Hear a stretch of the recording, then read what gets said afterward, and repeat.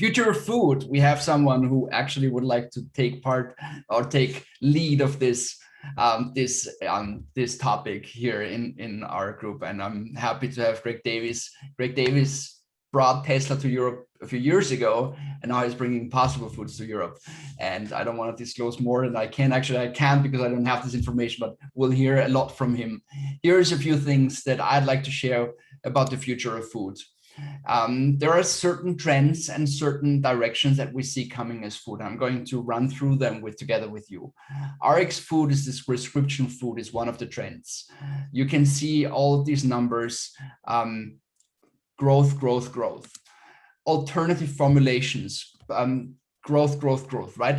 Everything goes up when you goes into several diet claims, low carbs, keto, paleo, or whatever it is.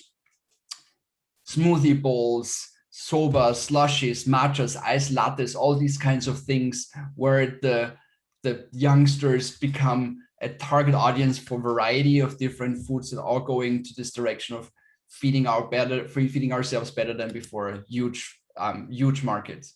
Global modifications. My practitioner always says you should eat what's growing or living in the country where you are right now. So we shouldn't eat Indian food when we're not in India, but we shouldn't eat schnitzel when we're in Bombay.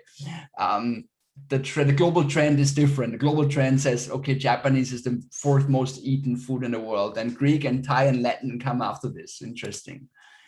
And then, of course, everything that goes into planetary transparency is important. The B Corps, eco-friendly, fair trade, living green farms, all these topics are hugely important.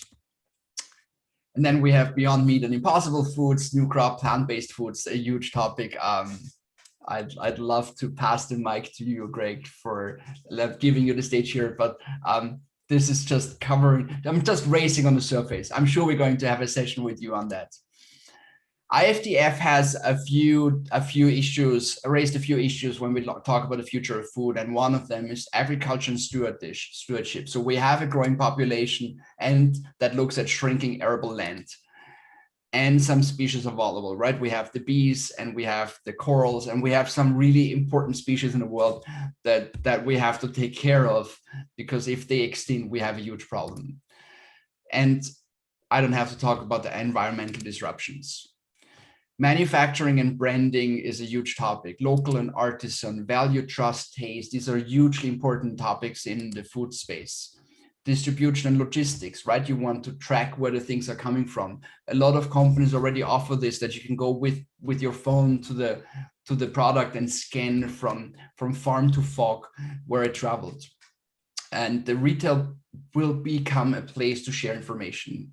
So when I mentioned before, future of retail community, this is also a part where retail is playing an important role to share information on products and nutritional content.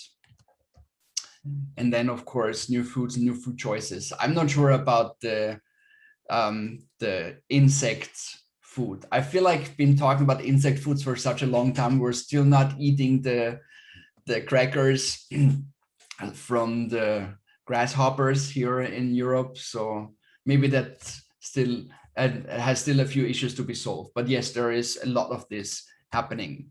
And then disposal and renewal is a huge topic. Manage waste. How we're doing with a circular economy, if there's such a thing in the nutrition space. And then this topic nose to tail. Sometimes this is doing things that I don't want it to do.